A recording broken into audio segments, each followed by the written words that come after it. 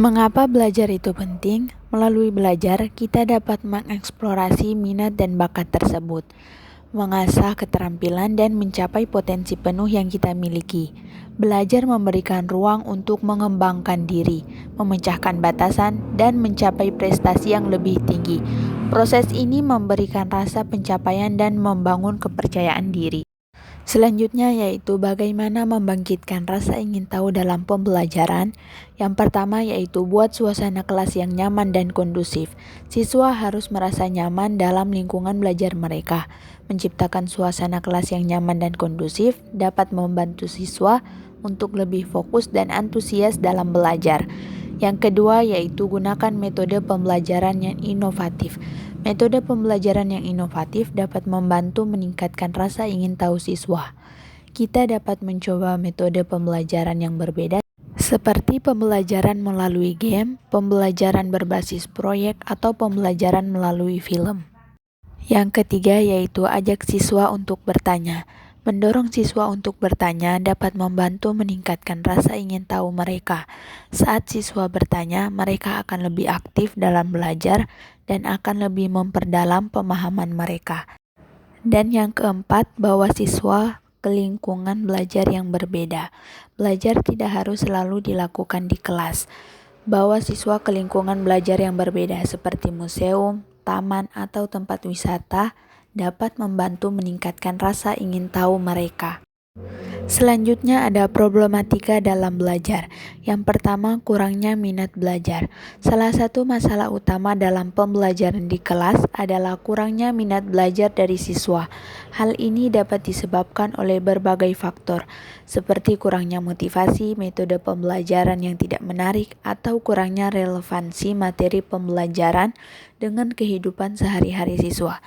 Yang kedua, ketidakcocokan metode pembelajaran. Setiap siswa memiliki gaya belajar yang berbeda-beda. Beberapa siswa lebih baik dalam pembelajaran visual, sementara yang lain lebih baik dalam pembelajaran auditor atau kinestik. Yang ketiga yaitu gangguan disiplin. Gangguan disiplin di kelas adalah salah satu masalah yang sering dihadapi oleh guru. Siswa yang tidak patuh terhadap peraturan kelas atau mengganggu teman sekelas dapat mengganggu konsentrasi dan fokus pembelajaran. Yang keempat yaitu keterbatasan sumber daya. Keterbatasan sumber daya baik itu dalam bentuk buku teks, materi pembelajaran, atau fasilitas fisik juga dapat menjadi problematika dalam pembelajaran di kelas. Di beberapa sekolah, terutama di daerah pedesaan atau daerah dengan keterbatasan ekonomi, ketersediaan sumber daya pembelajaran yang memadai mungkin terbatas. Yang kelima yaitu tingkat kesulitan yang tidak sesuai. Tingkat kesulitan materi pembelajaran yang tidak sesuai dengan kemampuan siswa juga dapat menjadi problematika. Jika materi pembelajaran terlalu mudah, siswa mungkin merasa bosan dan tidak tertantang. Di sisi lain, jika materi pembelajaran terlalu sulit, siswa akan lama menyerap dan memahaminya sehingga mengganggu proses pembelajaran. Yang keenam yaitu ketidakmampuan memotivasi siswa.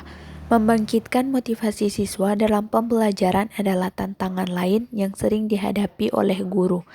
Siswa yang kehilangan motivasi cenderung kurang berpartisipasi aktif dalam kelas, memiliki kinerja rendah, dan sulit menghadapi tantangan pembelajaran.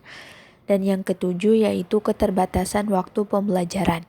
Waktu pembelajaran yang terbatas menjadi problematika lain dalam proses pembelajaran di kelas.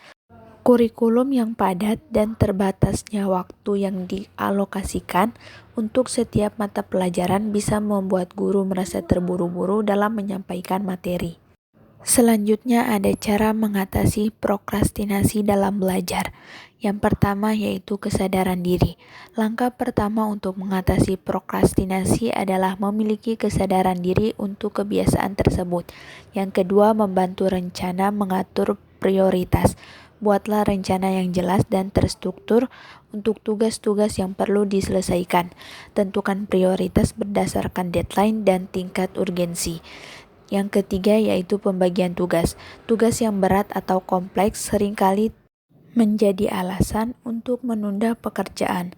Bagi tugas tersebut menjadi bagian-bagian yang lebih kecil dan lebih mudah diatasi. Yang keempat yaitu buat jadwal yang teratur.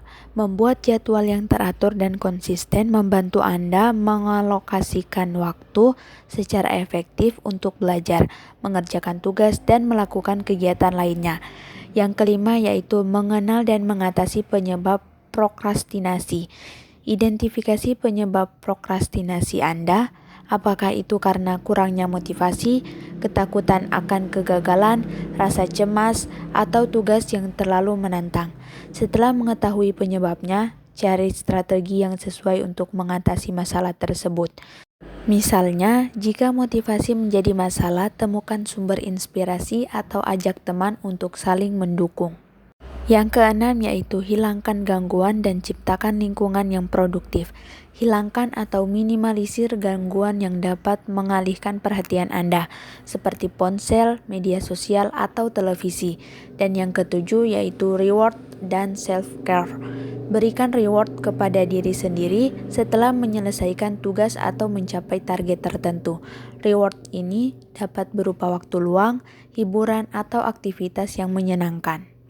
Selanjutnya ada cara efektif dalam belajar. Yang pertama yaitu tetapkan tujuan. Cara belajar efektif dan efisien yaitu dimulai dengan menetapkan tujuan atau target.